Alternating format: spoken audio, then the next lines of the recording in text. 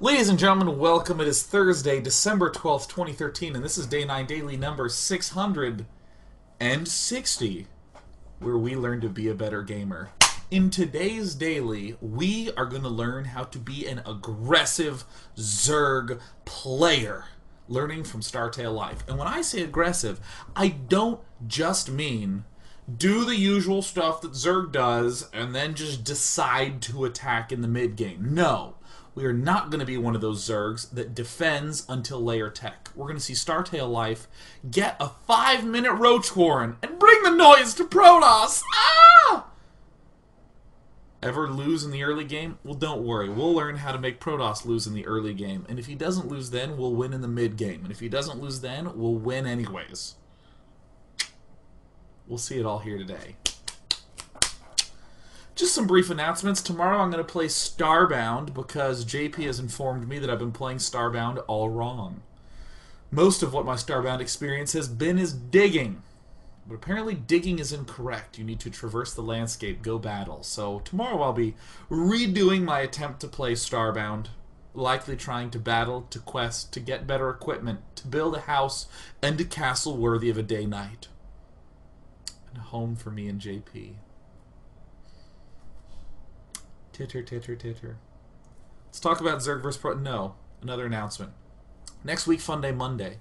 You must open 2 Stargate Oracle. I don't care if you're early expanding and doing it. I don't care if you're one-basing and doing it. I don't care if you're going 4 Nexus first and then going straight into double Stargate Oracle. You got to get the Oracles out, man. Submit those insane games to Monday at day9.tv. Let's talk about PvZ, shall we? I think we should. I think we shall. Here's the way that Zerg vs. Protoss normally works. Normally the Zerg player says, oh god, I really need 3 bases and as many drones as humanly possible. Oh god, I need as many drones as freaking... Oh my god, I gotta get drones!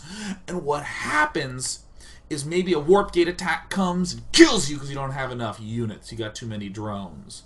Or maybe he goes for air. So you're like, yeah, I'm an intelligent person, and you build double spore crawler at all your bases so you can build more drones, and then you lose to a warp gate attack. There's a lot of ways to lose early on. So most of the time the Zerg is trying to cut the thinnest possible defense line humanly possible. So much so I use the word possible twice in one sentence and drool. What? That's what most of Zergs are trying to do in the matchup. But what we're going to see is Life not do one of those let's cut as many corners as possible early on. We're going to see Life come right out the gate with an ultra-fast Roach Warren, an ultra-fast Zergling speed, see what's up, and answer accordingly. So to do this, I'm going to do something very bold. I'm going to do something very dangerous. This is the DreamHack Winter Replay Pack, which you can get by, well, if you just go to my website, day9.tv, and look up this daily, you'll see the link there. But I'm just going to open one of these groups, A, B, C, or D. Why not Group A? I'm going to look for a Protoss versus Zerg. I guess I'll open this one. And the reason I say this is risky is because what I'm going to do is I'm going to take a random Zerg game. I haven't seen this game, because I'm this confident in the frequency of Zergs playing in this style. Let's go ahead and put on some music and sound, shall we? I think that sounds reasonable. Now, I've never seen this game, but here is what Zergs usually do. And I'll even go to the Hyun cam. Most of the time, what a Zerg player is trying to do is get away with as much macroing as possible.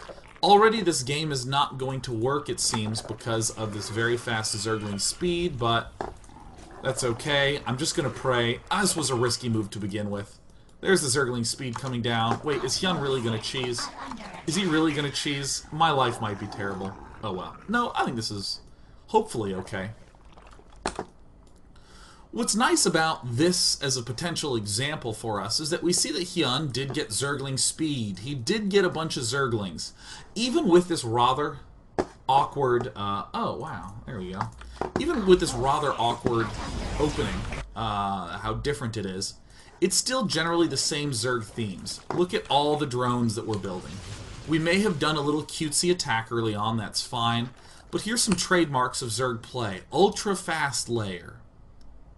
Massive amounts of drones. And just droning, droning, droning, droning. Look at the units that we have on the map. 5 Zerglings, more droning, a late Roach Warren. And what's very easy to have happen in a spot like this is to have our Protoss player surprise us with a bunch of units. Oh, this is a perfect example. Here's what Zergs... This is a typical Zerg opening. I maybe did something cutesy to maybe deal some damage and hopefully kill off some workers. But by and large, I just built a bunch of drones and teched up to a lair and got all my gases rocking out. Very, very passive Zerg play. Now, I'm going to close this game, and if it locks up on me, then that just sucks. But you know what? Let's open up another game. Group D, I don't know, Lenok versus Hero. Lenok's kind of a weird player. I guess I'll do another game on Derelict Watcher. What are we doing right now? We're trying to show what a usual Zerg buddy will do. The typical Zerg logic is all about getting away with as much as humanly possible in terms of the droning side of things until we get to lair. Even when there are little cutesy pushes like we saw in the last game, they're pretty ineffectual and they're still throwaway units. So this is annoying for Lenok. Let's see how he deals with this. Again, I've never seen this game before, but this is how confident I am in my prior statement. Okay, so we have the Zerg now with 4 Zerglings scouting around. Yeah. Drone production is all that's happening. Yeah. Look at this time, 5-minute mark. Now, to get a little bit more specific, the biggest thing that Zerg players are worried about right now is big warp gate attacks striking at around 7.5 minutes. So this is why we will see Zergs generally go something like triple gas at 6:30 or double gas at 6 minutes. Still droning, still droning. You see what I mean? This is what I think makes the Zerg early game so frustrating to play. Oh, what do you know? There's the third gas. Is that up to 7:20, not only do we have no units, but we also have no Roach Warren, we have no Zergling speed, we have just drones. And in fact, in the Queen count, we have 3. Ooh, Roach Warren at 7:30, how brave. Oh, and there's a hatch going down. There's the late Zergling speed. The hallmark of common Zerg opening is drone as much as possible, get that layer up as fast as possible, and then we begin to make some units. Then we get Roach Warren, and then we get Zergling speed. That's the goal. If I'm terrified of being attacked early, I'll build Zergling speed, maybe I'll get the Roaches, but I won't be happy about it. And one of the most common Protoss builds is to, actually not builds, but just themes of Protoss, is try to trick Zerg into getting Zergling speed or getting that Roach Warren early and punishing Zerg for it. Ah, you didn't get your layer up. Ah. So we're just setting the scene. Has this happened to you? Hope this has happened to you before. I hope this is something to which you can relate. Oh, look at me, I'm a Zerg player. I'm going to get away with as much as I humanly can. I'm going to build 5 spore crawlers. In upgrade, I'm even getting a macro hatch. Ooh. Now, I haven't seen this game, but I have done enough commentary to not be surprised by something like 17 drones in production. 11. Wow, oh, going up to 70. All the turtling. Couple of Roaches. Maybe doing some funny monkey business. But look, more droning. This look, I want you cemented in your mind. A Zerg player who is passive, very passive early on. And only once that Zerg is deep into layer tech does he begin to be aggressive. Alright, now pray with me. Now I'm going to switch this overlay. There we go. Because we're about to be watching some games with the Game Hot Observer interface. Yes. Now, what we're first going to do is we're going to look at... From group stage, I watched 1,000,001 games today. There it is. Life vs. JYP on Belshire Vestige. I think this was a main stage match, which would make this overlay correct. Nah. Whoa. Guys, look, it's a zoomed up hatchery. Alright, cool.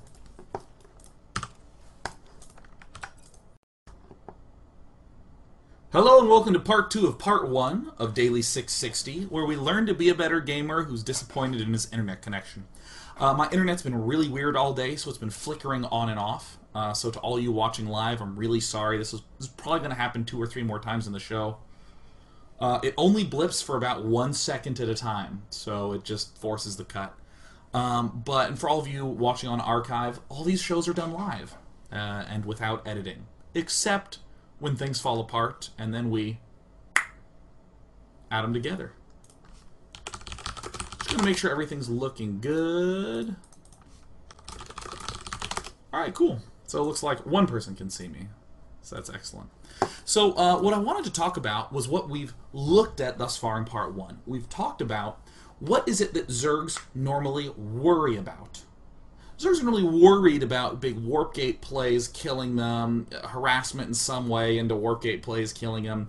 It's all about the Zerg trying to power up and get away with as many drones as possible, and the Protoss play is normally to kill Zerg who's over-droning early.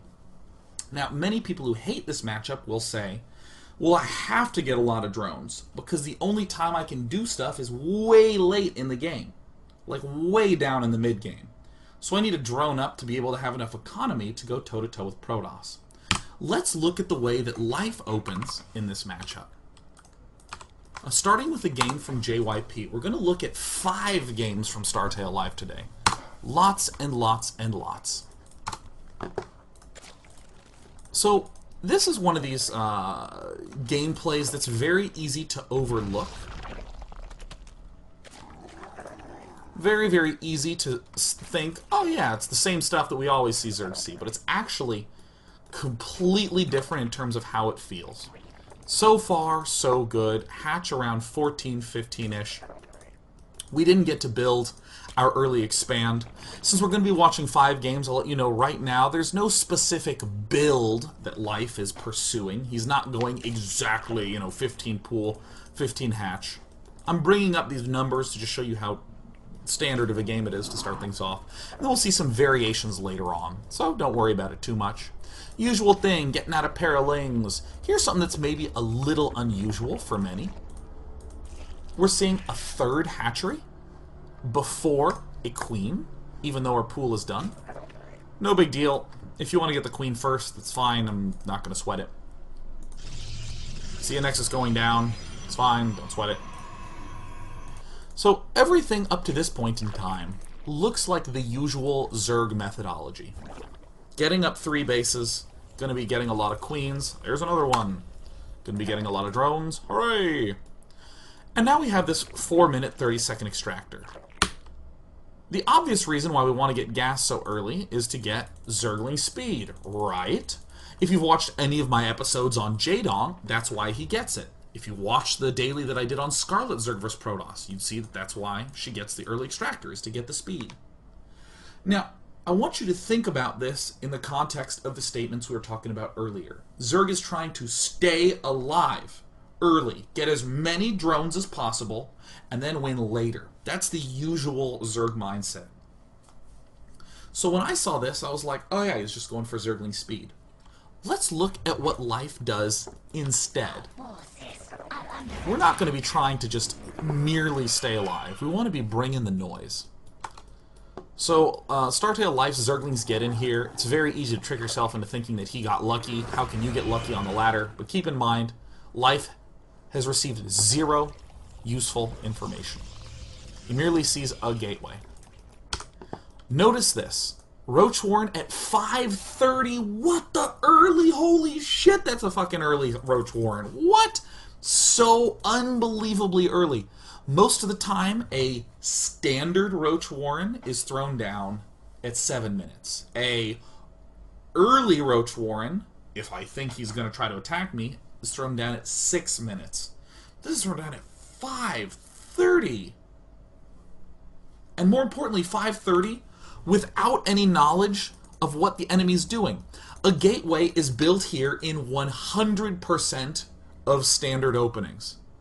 This could be a robo, this could be a forge, this could be a stargate. There could be tons of gateways here, there could be stargates back here. There's no knowledge. This is a blind roach warren, which is what makes it oh so magical. Now, to be able to afford this, we have creep tumor going down, just a single one. And why do I say to be able to afford it? If we spent the energy on an extra larva round, we'd have larvae that we couldn't spend. So yeah, there's some extra zerglings getting produced, just to have some presence on the map. But there's droning coming on, a little bit, just a smidge, just a pinch. So Life doesn't know if there's warp gate pressure coming. I mean, he sees a pylon. He doesn't see any warping in happening. No matter. Instant flood of roaches. It might very well look like a response, but we're actually going to see Life do this roach build lots of times. The logic that is typically applied here is, oh damn, I don't see a warp in, and you tricked me into building those roaches, you sly bastard. But the fact of the matter is, by getting roaches so early, I mean, look at how incredibly early these are popping out. This is 5 roaches done at 7 minutes. 6 roaches actually done at 7 minutes. That now Life can actually go on the offensive with them. So here's the period usually the period of greatest tension for a Zerg player. What is he doing? Oh my gosh, I don't know. I'm scared of a big attack coming. Well, look at this. Life already has the roaches up. Zealot warp in is going to be absolutely no problem. Technically, he could warp in a lot of Stalker Zealot type stuff, but we have plenty of time to be able to react. Life is going to do something that we're going to see him do in almost every game. He gets the Zergling speed right away. So I'm going to speed this thing up and note that by suddenly going on the offensive, one of the last things that Life gets is the lair. One of the last things he gets is the evolution chamber. Now is his period of droning, but it's droning safe. Because he has those units out, he can identify, oh, I see what you're doing, and now I'm going to react to it. Sometimes he won't be able to see an expansion. Sometimes it'll be a hold-up Protoss. But what can Life do? Attack with these 6 roaches and find out what's going on and answer. What's a really reasonable answer to this sort of expand play? Taking a 3rd ourselves. Excuse me, a 4th ourselves. Now the droning is happening as usual, but it's very safe droning. It's not this sort of tense, I have one Zergling on the minimap and he better spot all the pylons or I'm dead. We get that upgrade coming up. Great, nice vision coverage, especially these roaches at the front. Spotting of the expansion. And another key tool that we will see Life utilize in a lot of games is the burrow. In fact, I want to back up just a little bit to be able to make this point properly. Come on, hit that B button. Come on. There we go. Burrow doesn't require layer tech. As we can note by the unfinished layer. Ha! Who's good at his job? Boom! So, we can use these roaches that we built early, even though these might seem useless. We can utilize them very effectively by getting a quick burrow. Most of the time, people rush for the lair so quickly because they know roaches are good in the mid-game, and we really need roach speed to make roaches useful, right? That's the only way to make them useful offensively, right? Well, with burrow, we can get a little bit of extra use out of them, too. So going up to the usual 70 drone amount, Startail Life is now going to get the Hydralisk Den. And as we've been talking about many, many, many times, over and over and over again, the usual Zerg logic is, I want to win super late. The later I win, the better. So most of the time you'll see a Zerg go, ooh, Roach Hydra Viper is a really good composition. So I'm going to rush for the Viper and then mass stuff up and do the attack with it. Dude, Life's going to be attacking way earlier than that. Look at this, just 12 roaches, not a ton, but this burrow is coming out. Going to provide some nice utility. Once he hits a good chunk of drones, 70 some, just masses stuff up. Now, most of the time, as I've been talking about before, later is the usual logic. But look at this nice push that Life can do with these roaches. Lots of sentries here. Speed is not done here, no problem. Burrow is done. Joint. Attacking, not with a huge army of Roach Hydra, but attacking with enough to be able to waste a ton of the force field energy. This was 12 roaches, but let's take a look at this army. Split between these is probably, there's 4, 5, 6, 7, probably going to be 8 or so force fields done in the near future. So what do we see Life do? He just floods a huge layer tech army. This is still a pretty fast infestation pit, but those lovely little roaches that we saw early on give Life this tremendous opportunity to rally ho! And there's not really that many Hydras, just enough Hydras, but then basically a whole slew of Ling Roach. Now, we talked about how there's probably 8 or so force fields, maybe more. Well, here's another 4. There's like 5. Force fields are going to run dry real soon. And that's basically it for force fields. There you go. Actually having to warp in more sentries just to be able to force field. Now, this isn't a huge all-in attack. Hive is almost done, and as you're going to imagine, the Viper is the next choice. Excuse me, I'll go this way. There's 3 Vipers coming up. Upgrades for Zerg, 1-0. Almost at 2-0. Nice.